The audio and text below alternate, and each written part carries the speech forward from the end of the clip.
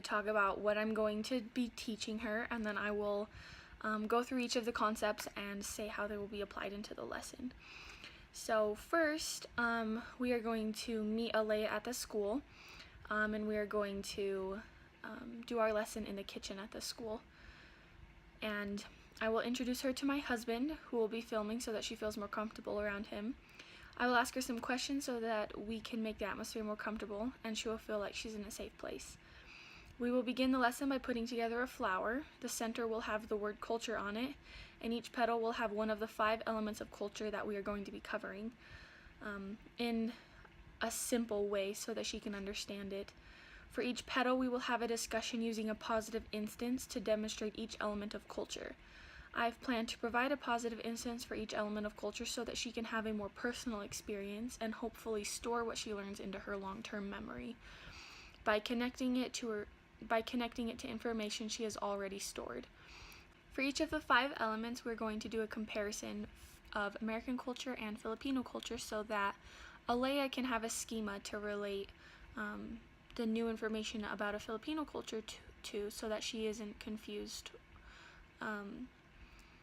One of the first elements is clothing, and so first I might ask her what kind of clothes Americans wear and why.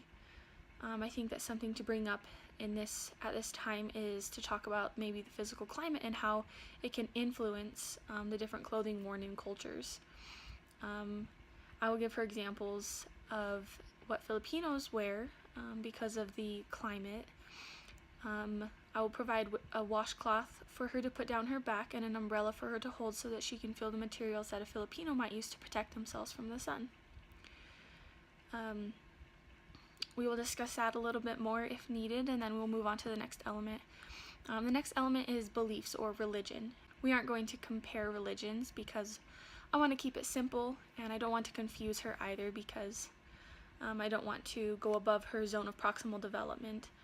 And so we are just going to discuss the beliefs that we have as members of the Church of Jesus Christ of Latter-day Saints and how that influences our actions or behaviors. And in relation to that, we will go on to the next element, which is traditions. And first we will define what a tradition is, and then we'll think of some traditions that we have in our families. We will also think of traditions that we have in America as a whole and how they compare to traditions in the Philippines.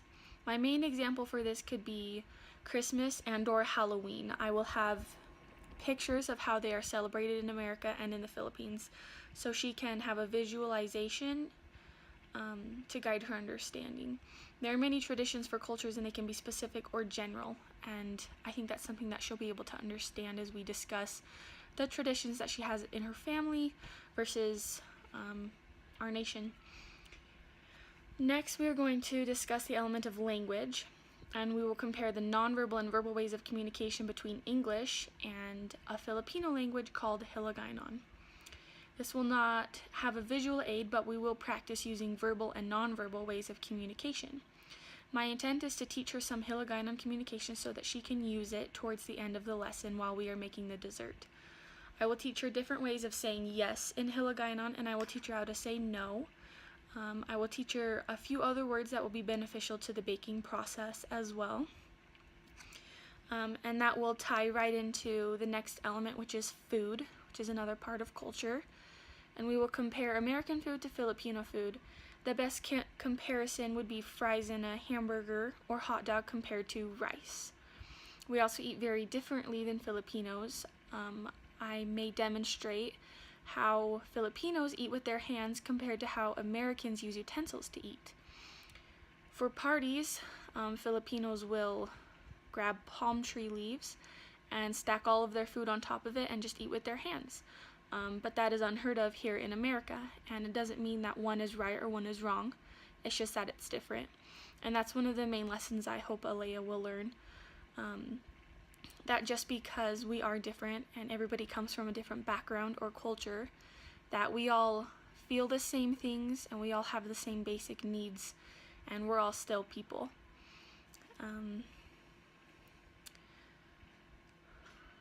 Once all the elements are explained, we will make a Filipino dessert called a mango float. It consists of graham crackers, condensed milk, all-purpose cream, and mangoes. Once the ingredients are all put together, it needs to be frozen. I will have a mango float already made in the freezer that we can eat after we make one. She can bring the other one home so that it can be frozen and she can share if she'd like to with her family. While we make the food, I will ask questions that she can reply in Hiligaynon to so that I can assess her on how much she remembers and work on her recall. And while we are making the mango float, I'm going to try to let her to do as much as she can on her own. And I'm going to have a list set out so we have steps that we need to follow, and she'll be able to do that as best she can, and I will just be there to help her if she needs me. The purpose of this lesson is to teach Alea that she is a unique individual and that nobody is exactly the same as her. Even though others are different, they still have feelings and need the same things that she does. Being different is okay because everybody is different, and that's how God made us. I will present a few moral situations to her and ask her how she would respond in such situations. A couple of questions I might ask is it okay to make fun of other people because they are different? Another question could be, how does it make you feel when you see others being mean to someone because of who they are? And if she hasn't seen it in person or can't recall at the time a moment where she's seen that, maybe she's seen it from a movie, and I can provide examples if she needs it. So on to the concepts that apply to this lesson. There are a lot. So I'm just going to go down the list.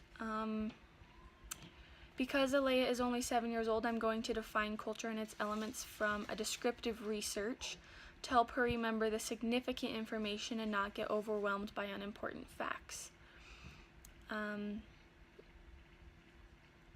Alea will apply the verbal and nonverbal language that I taught her as we make the dessert using the cognitive domain.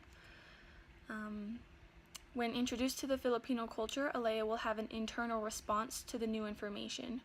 Her affective domain will help her to adapt to the new information. She will have to organize the pieces. I give her at the beginning into a flower, which will work on articulation as she tries to speak words in Hiligaynon as well. If that made sense.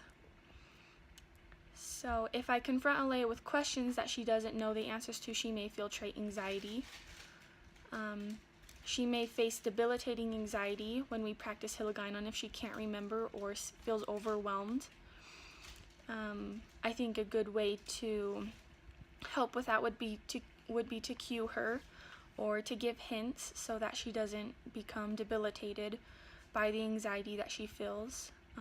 If I cue Alea or provide examples, she may feel facilitating anxiety and be motivated to come up with her own answers, and she may feel confidence and grow in self-efficacy, knowing that she does know the answers to the questions. Some defining features of culture are the fact that it is shared and it is learned. It is passed down from generation to generation, and I don't know if that is something that Alea needs to know to understand culture, but I feel that it is important to recognize the defining features.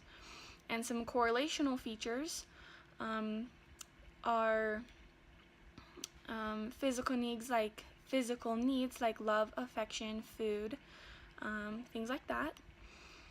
A prototype that I'm going to use as an example for her is is the American culture. And I'm using that because she's familiar with it. Some positive instances. Each of the 5 elements have a positive instance to help Alea with understanding, which I already explained. And some negative instances. I don't know if I'll use this because it might be too complicated for her, but I will give race as an example of a negative instance of culture. someone's skin color does define a culture or does not define a culture because culture is learned. This may be a complicated concept for her, so I will only introduce it if I feel she's ready.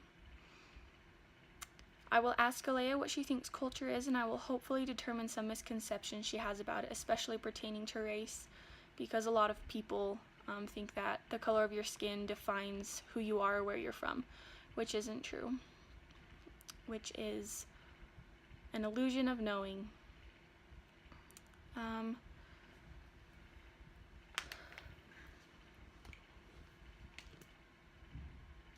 I don't plan on teaching Alea through mastery learning because I do not feel we have enough time to focus on the subject for her to gain mastery learning. I think that the simple concepts that will be taught will be just enough for her to understand the basics of culture and that everybody is a unique individual. I will create a positive learning environment for Alea by setting up various objects to represent the Filipino culture. We will be having our lesson inside, so the physical climate outside does not matter. The physical climate can influence the element of clothing in a culture, as I discussed earlier. In the Philippines, there were certain things because of the physical climate. Considering Alea's young age, I've provided a lot of entertaining visuals so that her individual physical state remains focused. I am a very expressive person, so I give a lot of cues naturally, especially when teaching, so that the student does not feel debilitating anxiety for not knowing the answers to a question. We will maintain a professional proximity during the lesson. I will not use control language with Alea because that would probably scare her. I will use informational language with a soft tone so that she feels that she is welcome and I accept her for who she is. I hope to display a sort of lightness as we are learning about culture, especially with the language. I do not want her to feel state anxiety because of the new information. And this pertains to contagious behaviors, because if she sees that I am calm and composed and also smiling and laughing at and maybe making funny jokes once in a while to lighten the mood, that I think that will be contagious behavior to make her feel more comfortable as well. I will show Alea a picture of the mango float, and I will ask her to explain to me how she thinks we should make it layer by layer to demonstrate visualization during the lesson. And I'm hoping that the physical environment will be pleasing to Alea's sensory register, mostly the eyes, because that is probably what she will be taking in the most during the entire lesson. I am hoping to utilize Alea's schema with the with the African American children in her ward to expound upon culture. I may experience failure to retrieve if Alea asks me how to say a certain word in Hiligaynon, because it has been a few years since I've spoken that language fluently. We will find out if the Hiligaynon language I teach her failed to store, or if it reached long-term memory when I quiz her at the end of the lesson. Alea might infer that children her age in the Philippines are all attending school because that's what she does, but there are a lot of children who have a job instead, so they can help buy food for their families. And I think that that's an important lesson for her to understand, that not everybody is the same as her. And that's one of the ways to accomplish that. It would be wise of me to use some mnemonic devices to help Alea encode and recall the information that I'm teaching her. Or I can give her a chance to make her own mnemonic device so that she can remember it. I may remember part of a word in Hiligaynon but can't remember the whole word, which would demonstrate decay. Even though everyone comes from a different culture, we all have some of the same basic needs, and that is all of those basic needs are part of Maslow's hierarchy of needs. And that's something that I want Alea to understand during the lesson. So because Alea likes flowers and baking, she will be intrinsically motivated to put together the flowers and to make the dessert. She may be extrinsically motivated to do her best if I give her praise each time she does something right. Hopefully, Alea has enough self-efficacy to finish the tasks we start, and I assume that she does. We will be dealing a lot with self-concept because we are going to talk about identity. I will ask her the question, how do you define yourself?